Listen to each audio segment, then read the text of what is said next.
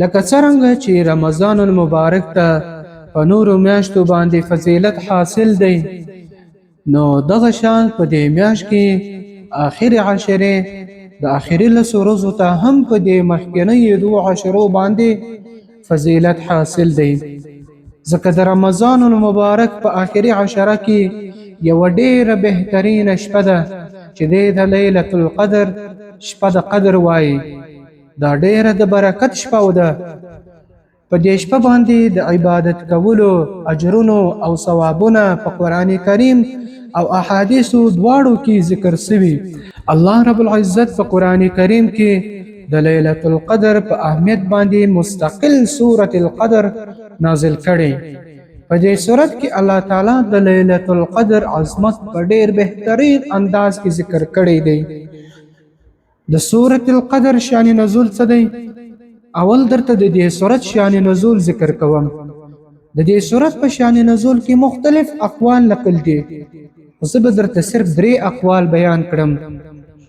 اول قول ابن ابي حاتم د مجاهد څخه دا روایت نقل کړي چې رسول الله صلی الله علیه وسلم صحابه کرامو ته د بنی اسرائیل د یو کس تذکره وکړه چې دا مجاهد مسلسل زر میاشتې د الله تعالی په لار کې jihad کې مصروف وو، هیڅ چیرې وسله نه و ایښه. مسلمانانو چې دا خبره واورېده نو تعجب یې وکړ. نو دا سورة القدر نازل سو. په دې کې الله تعالی وفرمایل لیلة القدر خیر من 1000 شهر. د لیلة القدر د شپې عبادت د زرو میاشتو د عبادت څخه ډیر بهتره دی. لہذا د دې امت د یوې شپې لیلة القدر عبادت د دغه مجاهد د زرو میاشتو د عبادت څخه ډیر بهتره وګرځول سو. دویم قول امام ابن جریر د مجاهد پر روایت باندې یو بل واقعا ذکر کړي چې په بنی اسرائیل کې یو عبادت گزار وو، هغه په ټوله شپه تر سهاره پورې د الله تعالی په عبادت کې مشغوله وو. بیا به چې ورځ وه نو تر ماښامه پورې به په جهاد کې مشغوله وو. هغه دغه شان مسلسل زر میاشتې عبادت وکړي نو الله تعالی دا سورت نازل کړ. په دې کې ذکر دی لیلة القدر خیر من 1000 شهر.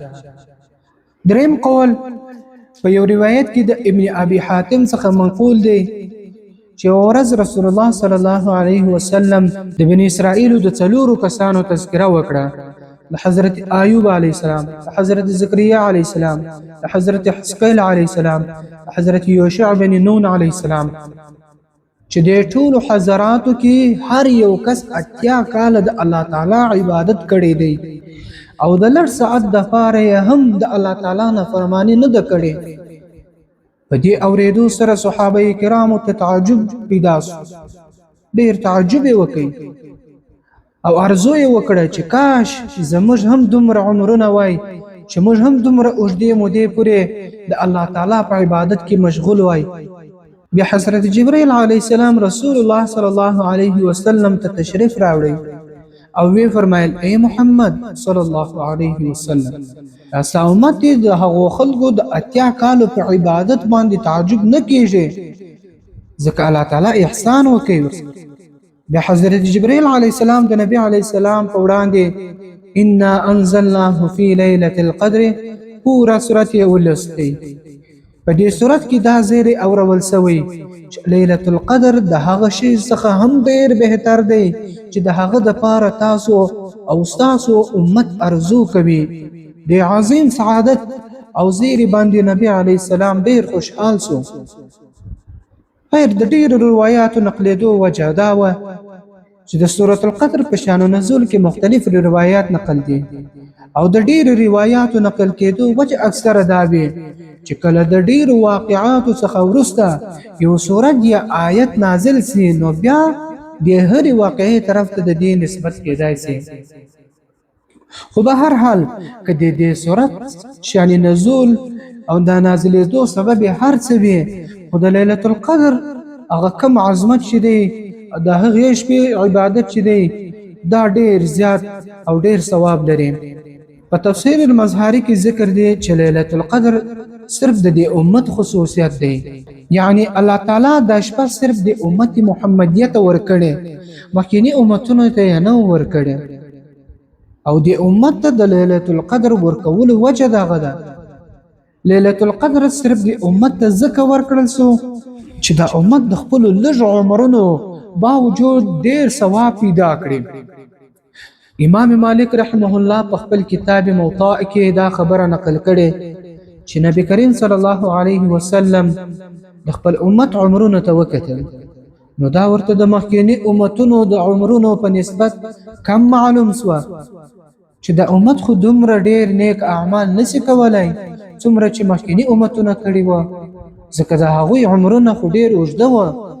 نو الله تعالی د امت ته ليله القدر ورکړ چې د دې یوې شپې عبادت د زرو شپو د زرو میاشتو د عبادت څخه ډیر غوره دی. د قران کریم په سورۃ القدر کې الله تعالی د ليله القدر عظمت په ډیر بهترین انداز کې بیان کړي. د دې شپې د عظمت او اهمیت د پاره همدا خبره بس کافی ده چې په دې ټول سورۃ کې صرف د همدې شپې عظمت او فضیلت بیان شوی.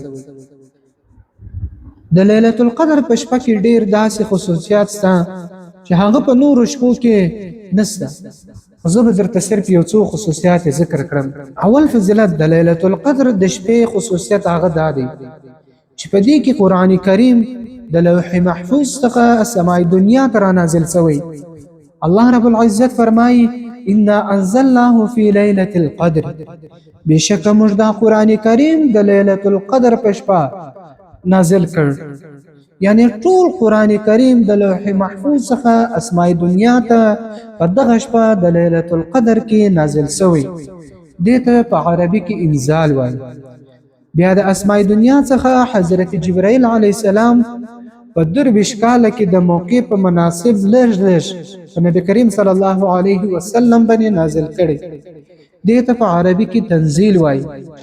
نو گویا د قران کریم دوه نزول سوي، یو د لوح محفوظ څخه اسماء دنیا ته دا په ليله القدر کې نازل شوی، دویم د اسماء دنیا څخه په نبی کریم صلی الله علیه وسلم باندې دا په درویش کال کې نازل شوی. خو به هر حال د ليله القدر د شپې د عظمت د پاره همدا خبره کافی ده چې په دې شپه کې قران کریم نازل شوی. د الله پاک دومره لوی کتاب هغه نازل شوی. حالانکه د قران کریم نزول څخه علاوه په دې شپه کې نور ډیر برکتونه او عظمتونه هم جمع شوي. دریم د ليله القدر دویم خصوصیت دا دی چې په دې شپه کې عبادت کول د زرو میاشتو د عبادت څخه هم ډیر بهتر دی.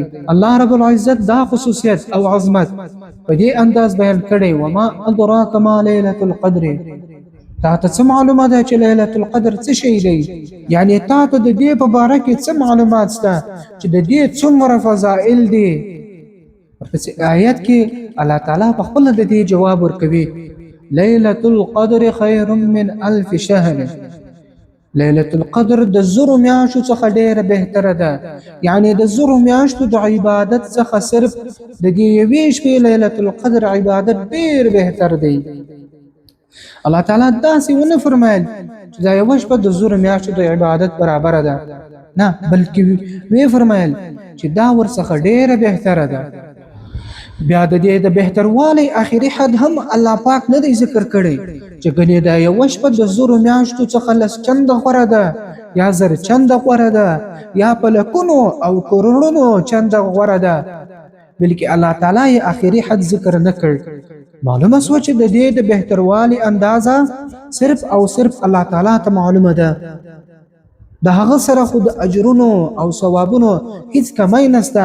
هغه انسان ته د دې یوې شپې د عبادت په کولو سره به حساب اجر ورکولی شي.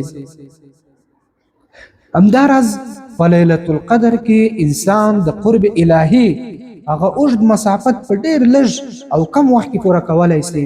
د زرو میاشتو څخه 3 کال او 4 میاشتې جوړیږي. په بل انداز باندې دا حساب موږ داسې هم کولای شو چې په زرو میاشتو کې 10,000 شپې وي. اوس د دې مطلب دا وګڼه چې کوم کس په ليله القدر کې عبادت وکړي نو دا کس د دې یوې شپې د عبادت په وجه د قرب الهي هغه اوږد مسافت په ډیر لږ او کم وخت کې پوره کوي. کوم چې په نورو ورځو کې په زرو میاشتو یا 10,000 شپو کې نسي پوره کولای. د ليله القدر دریم خصوصیت دا دی چې په دې شپه کې فرشته او حضرت جبرائیل علیه السلام زمکه ته راکښته کیږي. الله رب العزت د دې بیان داسې کړی: تنزل الملائکة والروح فيها بإذن ربهم من كل امر. په دې شپه کې فرشته او حضرت جبرائیل علیه السلام د خپل رب په حکم سره د هر کار خیر پر راوړلو سره ځمکې ته راکښته کیږي. همدا خبره په یو مرفوع حدیث کې هم ذکر ده. رسول الله صلی الله علیه وسلم فرمایي چې کله لیلة القدر راسي نو په دغه شپه کې حضرت جبرائیل علیه السلام د فرشتو د جماعت سره راکښته کیږي او د هغه کس دپاره د رحمت او بخښنې او سلامتیا دعاوې غواړي کوم چې په ولاړه یا ناسته سره د الله پاک ذکر کوي. او د من کل امرین څخه د فرشتو د رحمت او بخښنې دعاګانې مراد دي. یعنی د دې څخه مراد هغه تقدیر او فیصلې دي کومې چې د آینده رمضان پورې واقع کیږي. دا په تفصیلی طریقې سره مقرره فرشتو ته په دغه ورځ باندې حواله کول کیږي. د سورة القدر په آخري آیت کې الله رب العزت فرمایي: سلام. دا ټول شپه د سلامتیا والا ده. د دې دوه مطلب دي. یا دا مطلب چې دا فرشته هر داسې یو شی راوړي چې هغه د سلامتیا والا وي، یا دا مطلب چې فرشته په عبادت گزار مسلمانانو باندې سلام وایي، فرشته په مؤمن باندې سلام وایي. په حدیث شریف کې ذکر دی رسول الله صلی الله علیه وسلم فرمایي چې په ليله القدر کې حضرت جبرائیل علیه السلام او ورسره ټول هغه فرشته کوم چې په سدرۃ المنتهى کې دي دا ټول ځمکې ته راکښته کیږي او په هر مؤمن نارینه او زنانه باندې سلام وایي بغیر د هغه چا څخه چې هغه شراب چښونکی وي یا د خنزیر غوښه خوري.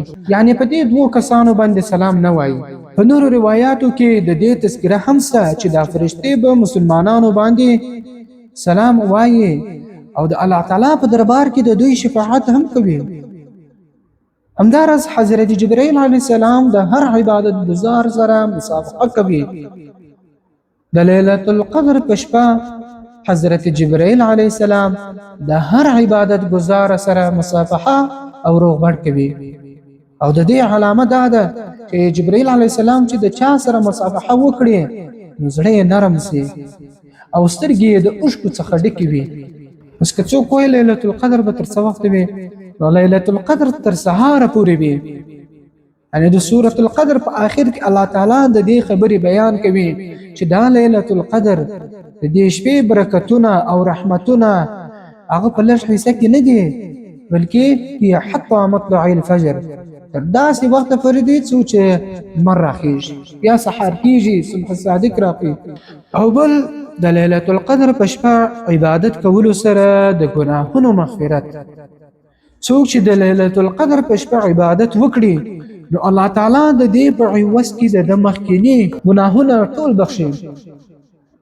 د بخاری شریف حدیث دی رسول الله صلی الله علیه وسلم فرمایي: من قام ليلة القدر ایمانا واحتسابا غفر له ما تقدم من ذنبه. څوک چې د رمضان المبارک روزه د ایمان سره او ثواب په نیت باندې خالص د الله تعالی د رضا لپاره ونیسي نو په دې سره د مخکینی ټول ګناهونه معاف کول کیږي. یعنی واړه هغه صغیره ګناهونه به ورته ټول معاف کړل شي او کبیره ګناهونه به ورته سپکړل شي او که ګناهونه یې نه وي کړي نو د درجه به ور باندې پورته کیږي لوړ شي. الله پاک دې موږ تاسو ټول ته دا توفیق راکړي چې دا شپه او دا اخیری لسیزه په عبادت کې تیر کړو. امین یا رب العالمین.